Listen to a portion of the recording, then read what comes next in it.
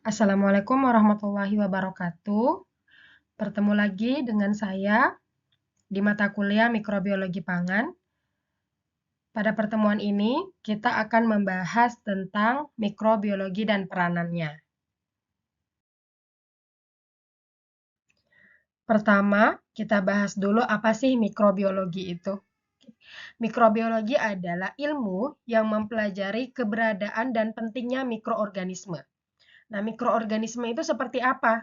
Kalau diklasifikasikan, mikroorganisme itu ada bakteri, ada fungi atau disebut jamur, kemudian ada virus, ada yeast atau ragi, ada alga, dan protozoa.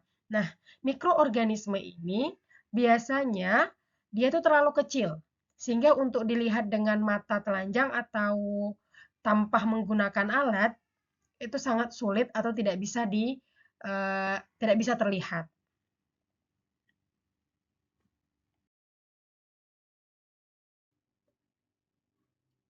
Masuk ke sel biologis. Sel biologis itu adalah unit struktur dan fungsional dasar dari semua organisme. Oke. Sel itu adalah unit terkecil. Unit terkecil dari semua organisme. Oke. Nah, untuk sel biologis itu terbagi menjadi dua.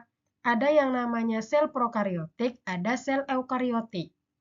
Oke, kalau sel prokariotik dia tidak memiliki nukleus atau tidak memiliki organel-organel sel yang terikat dengan membran. Sedangkan sel eukariotik dia memiliki nukleus dan memiliki organel-organel yang terikat dengan membran. Nah, contoh kalau sel prokariotik pada mikroorganisme itu seperti bakteri. Sedangkan pada sel eukariotik itu ada pada sel tumbuhan dan sel hewan. Dia masuk ke makro. Kalau mikronya kayak fungi, yeast kayak gitu.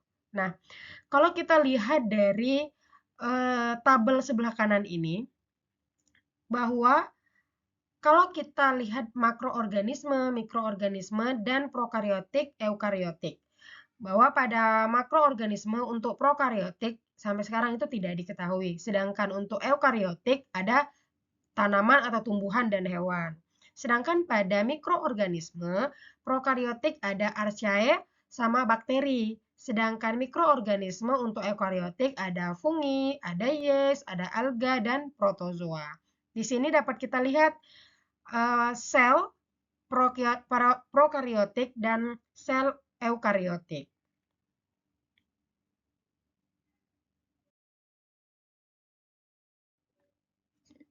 Kita bahas satu persatu. Yang pertama sel prokariotik. Tadi saya katakan sel prokariotik ada di bakteri. Jadi bakteri itu dia mempunyai sel prokariotik.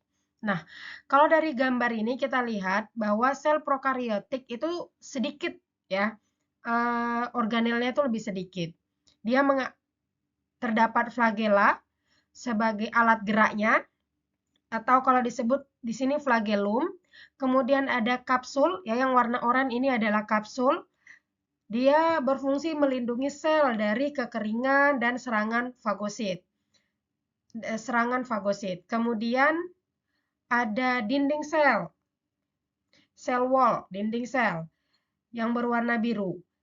Berfungsi untuk memberikan bentuk dan perlindungan sel dari lingkungan luar. Kemudian membran sel. Membran sel pembatas antara lingkungan dengan isi sel. Dia juga sebagai pelindung isi sel. Kemudian ada nukleid. Nukleid di sini adalah tempat materi genetik atau disebut DNA dalam bentuk kromosom tunggal. Dia terlihat warna biru yang besar di tengah ini adalah nukleid. Kemudian ribosom. Ribosom berfungsi sebagai tempat sintesis protein. Jadi, di sel inilah terjadinya sintesis protein, yaitu di ribosom. Sedangkan terbentuknya materi genetik DNA itu berada dalam bentuk kromosom tunggal yang besar ini. Nah, ini adalah bentuk-bentuk, maksud saya bentuk dari sel prokariotik.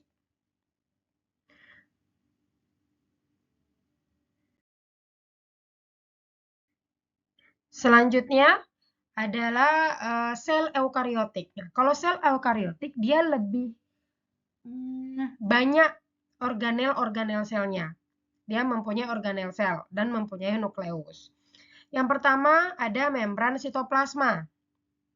Membran sitoplasma berfungsi sebagai pelindung, kemudian sebagai pengatur lalu lintas zat keluar dan masuk ke dalam sel. Ya, sama sebenarnya fungsi dengan sel prokariotik tadi. Membran sitoplasmanya sebagai pelindung, kemudian sebagai pengatur lalu lintas zat keluar dan masuk ke dalam sel. Yang kedua ada retikulum endoplasma.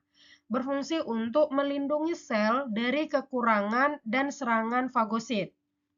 Maksudnya dari kekeringan dan serangan fagosit. Kemudian yang ketiga, ada ribosom, tempat sintesis protein. Kemudian ada nukleus, sebagai pusat kontrol sel dan mengatur semua aktivitas sel. Kemudian ada nukleolus, yaitu pembentuk ribosom, dia yang membentuk ribosom, ada membran nukleus. Membran nukleus berfungsi untuk melindungi materi genetik dan mengatur lalu lintas molekul antara sitoplasma dengan nukleus. Karena dia, membran nukleus ini kan berada di tengah ya. Nah, sedangkan di sekelilingnya ini terdapat membran, maksud saya sitoplasma. Ya, sitoplasma, kemudian ada organel-organel lain. Jadi membran nukleus ini dia melindungi atau menjaga materi genetik berupa DNA yang ada di dalam membran nukleus ini untuk melindunginya dari sitoplasma yang di luar dari membran nukleus tadi. Kemudian badan Golgi. Kita lihat yang badan Golgi ini yang berwarna kuning, ini adalah badan Golgi, berfungsi untuk sebagai memproses, kemudian mengemas, dan memodifikasi protein dan lipid yang disintesis oleh sel. Kemudian ada sitoplasma, tempat berlangsungnya aktivitas sel ya. Jadi yang di lingkungan ini adalah sitoplasmanya. Kemudian mitokondria, menghasilkan energi dalam bentuk ATP pada proses respirasi sel. Dan yang terakhir ada kloroplas, yaitu pemberi warna hijau. Contohnya pada misalkan tumbuhan. Nah, pemberi warna hijau pada tumbuhan itu diberikan dari kloroplas. Oke, kita sudah membahas tentang mikroorganisme, klasifikasi mikroorganisme seperti ada bakteri, ada yeast, ada fungi, ada alga. Dan kita sudah ketahui bahwa seperti bakteri dia masuk sebagai sel prokariotik, mempunyai sel prokariotik, sedangkan seperti fungi, yeast, alga dia masuk ke dalam sel eukariotik. Gitu ya. Oke, setelah itu kita masuk ke dalam peran mikrobiologi. Jadi peran mikrobiologi di sini kita akan membahas peran mikrobiologi dalam kehidupan. Oke, sebelumnya kita ketahui dulu mikroba. Mikroba itu apa? Ya, mikroba adalah makhluk hidup yang sangat kecil dan tak kasat mata yang memiliki peran yang sangat luas dan yang sangat beragam. Oke, jadi perannya untuk mikroba ini dia ada di industri pangan, ada di lingkungan sebagai pengurai dan fiksasi nitrogen. Kemudian kalau di kedokteran dia digunakan sebagai produksi antibiotik, digunakan dalam rekayasa genetik. Kemudian pada industri dia digunakan dalam biofuel dan bioremediasi. Nah, karena kita di sini teknologi pangan, sehingga fokus kita ke dalam industri pangan atau teknologi pangan. Oke. Nah, kalau peran mikrobia atau mikroba di dalam industri pangan atau teknologi pangan itu terbagi menjadi dua. Yang pertama, mikroba menguntungkan, dan yang kedua, mikroba merugikan. Untuk mikroba menguntungkan, contohnya pada produk-produk fermentasi, seperti produk yogurt, kimchi, ada sauerkraut, kayak gitu. Kemudian mikroba menguntungkan juga dapat sebagai pengawet makanan. Saya kasih contoh dalam produk fermentasi tadi, kayak yogurt. yogurt itu dia kan terbuat dari susu. Tetapi yogurt ini lebih tahan lama dibandingkan produk bahan bakunya yaitu susu. Kemudian mikroba menguntungkan juga dapat digunakan sebagai untuk meningkatkan nilai gizi. Kalau saya kasih contoh pada fermentasi lain seperti tempe. Tempe pada kedelai dia tidak mempunyai vitamin B kompleks, sedangkan tempe mempunyai vitamin B kompleks. Jadi dengan proses fermentasi dan pemberian mikroba khusus untuk proses fermentasi si tempe tadi, itu dapat meningkatkan bahkan menambahkan nilai gizi pada tempe tadi, yaitu vitamin B kompleks itu. Kemudian yang kedua ada mikroba yang merugikan. Mikroba merugikan yang pertama dia dapat membuat kerusakan pada makanan, pembusukan pada makanan. Itu. Kemudian dapat menghasilkan toksin. Jadi misalkan pada kacang-kacangan ada jamur, dia dapat menghasilkan toksin. Walaupun misalkan jamurnya itu sudah mati, sudah tidak ada, tetapi toksinnya itu masih ada karena dia penghasil toksin. Kemudian yang ketiga, mikroba merugikan juga dapat menyebabkan penyakit. Dia dapat sebagai patogen, penyebab penyakit. Jadi kalau kita konsumsi makanan yang sudah terserang oleh mikroba yang menyebabkan penyakit atau disebut sebagai mikroba patogen, maka dapat membuat kita menjadi sakit. Mungkin diare, mungkin tipes, seperti itu.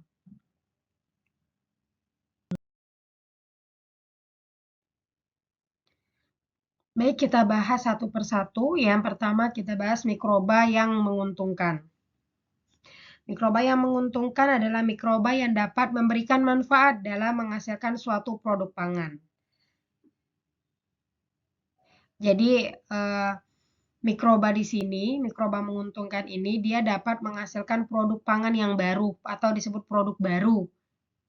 Kalau saya kasih contoh tadi kan seperti pembuatan yogurt yang awalnya dia hanya sebatas susu biasa, kemudian kita tambahkan dia mikroba ya yang digunakan untuk pembuatan yogurt ya, maka dia akan membentuk kental sehingga menjadi yogurt setelah kita berikan ke dalam susu. Seperti itu. Kemudian mikroba juga dapat menghasilkan produk metabolit seperti asam amino, asam laktat, asam asetat, dan hidrogen peroksida. Artinya, dalam proses fermentasi, mikroba ini dapat menghasilkan produk metabolitnya. Ya, misalkan pada produk-produk fermentasi. Buttermilk, kayak gitu ya, oncom, kimchi, banyak lagi. Dia dapat menghasilkan produk-produk metabolit seperti asam amino tadi, asam laktat, asam asetat, dan hidrogen peroksida. Nah, manfaat dalam menggunakan mikrobia yang menguntungkan, yang pertama dia sebagai antimikroba. Nah, jadi proses penggunaan mikrobia yang menguntungkan itu dalam proses fermentasinya, ketika sudah berhasil melakukan fermentasi, maka di dalam produk tersebut tidak akan ada mikroba. Karena mikroba-mikroba yang menguntungkan itu yang kita gunakan sebagai antimikroba. Kemudian yang saya katakan tadi, dia sebagai produk baru. Dan meningkatkan nilai gizi yang saya contohkan pada tempe. Jadi ketika dalam pembuatan tempe menggunakan mikrobia, yaitu Rhizopus, dalam prosesnya kita menggunakan kedelai, bahan bakunya kedelai. Di dalam kedelai tidak mempunyai vitamin B12. Ya, atau dikatakan rendah lah vitamin B12 ini. Nah, dengan proses tadi dibuat menjadi produk baru yaitu tempe, maka dapat meningkatkan nilai gizinya yaitu vitamin B12 tadi. Nah, di sini coba kita lihat. Banyak produk-produk yang difermentasi seperti buttermilk. Dia bahan bakunya susu. Susunya yang rendah lemak. Menggunakan mikroba Streptococcus, ada Leuconostoc dan Lactobacillus. Kemudian ada oncom. Kalau dibikin dari bahan bakunya itu adalah kacang, dengan mikroba fermentasinya adalah Neospora cytopila. Kemudian ada kimchi. Dibuat dari kubis. Kemudian mikroba fermentasinya menggunakan bal atau bakteri asam laktat. Kemudian ada tape dari bahan baku singkong. Ada juga yang buat dari bahan bakunya itu ketan ya.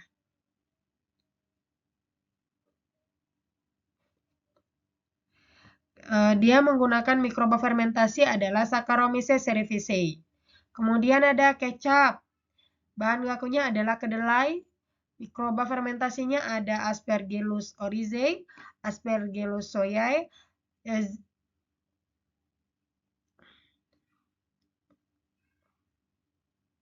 kemudian ada Lactobacillus delbrueckii. Kemudian ada tempe, bahan bakunya adalah kedelai. Dia menggunakan Rhizopus spp. Dan ada sufu. Sufu ini adalah produk dari Jepang. Bahan bakunya ada kedelai. Mikroba fermentasi yang digunakan ada Actinimucor elegans dan Mucor spp. Nah, ini adalah produk-produk hasil dari mikroba yang menguntungkan.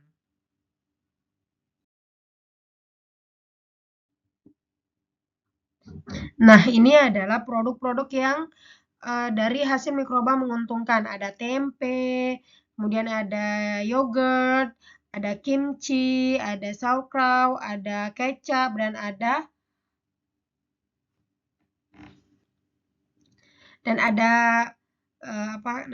ada keju. Seperti itu. Kemudian kita masuk ke mikroba yang merugikan. Jadi mikroba merugikan adalah mikroba yang tidak diinginkan karena dapat menyebabkan kerusakan bahan pangan. Dia dapat menyebabkan pembusukan pada bahan pangan dan menyebabkan penyakit. Yang saya katakan tadi di awal, mikroba patogen. Jadi sebenarnya mikroba merugikan itu terbagi dua. Ada mikroba pembusuk, ada mikroba patogen. Kalau pembusuk, dia bisa membusukkan makanan, kayak gitu. Sedangkan mikroba patogen, dia sudah membusukkan makanan dan dia juga menyebabkan penyakit bagi kita yang mengkonsumsinya. Dan itu yang sangat berbahaya. Oke. Penyebab mikroba merugikan ini disebabkan karena yang pertama terjadinya pembusukan pada makanan. Oke. Kemudian terjadinya penurunan nilai gizi karena gizi yang ada di dalam bahan pangan itu akan diserap oleh mikroba pembusuk itu. Kemudian terjadinya produksi toksin di makanan. Ya, yang saya katakan tadi. Jadi adanya mikroba yang dapat menghasilkan toksin pada misalkan kayak yang berbiji-bijian kayak jagung, contohnya mikrobanya itu Fusarium. Dia akan menghasilkan toksin. Di mana toksin itu ketika kita terkonsumsi, maka itu dapat menyebabkan penyakit bagi kita. Kemudian terjadinya penyebaran penyakit, contohnya bakteri Salmonella typhi. Ini akan dapat menyebabkan terkenanya penyakit demam tifoid atau disebut tipes. Seperti itu.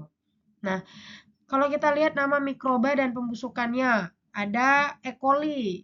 Dia dapat sangat mudah tumbuh pada daging. Salmonella. Dia juga sangat mudah tumbuh pada daging, telur, ya turunan susu, sayur mentah, dan seafood-seafoodan. Kemudian ada Staphylococcus aureus. Ada daging, ada unggas, ada telur, produk susu, ada salad, kue, krim, dan sandwich. Kemudian ada Clostridium botulinum. Ini ada pada makanan-makanan kaleng. Kemudian ada daging olahan, ada ikan dan madu. Selanjutnya ada Pseudomonas, ini biasanya tumbuh pada daging, unggas, dan sayuran. Ada Aspergillus pada biji-bijian, kacang-kacangan, dan buah-buahan. Dan ada Penicillium pada buah-buahan dan keju. Mukor yaitu di roti, di buah-buahan, dan di sayuran. Ada Rhizopus pada buah-buahan seperti stroberi dan anggur, dan Fusarium pada biji-bijian seperti jagung. Nah, ini adalah contoh atau gambar dari produk hasil mikroba yang merugikan. Tadi ada di roti, tumbuh jamur, sangat terlihat ya tumbuh jamur. Kemudian ada pada stroberi, ini pada ikan, kaleng yang busuk. Kemudian ini daging yang sudah sangat terlihat busuk, banyak tumbuh terlihat ya. Kemudian ini susu yang sudah busuk karena dia mengental.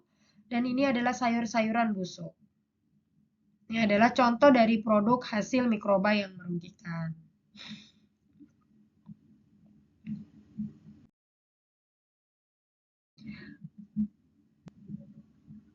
Baik, itulah materi kita pada hari ini. Saya harap materinya bermanfaat dan mudah untuk dipahami. Saya akhiri. Wassalamualaikum warahmatullahi wabarakatuh.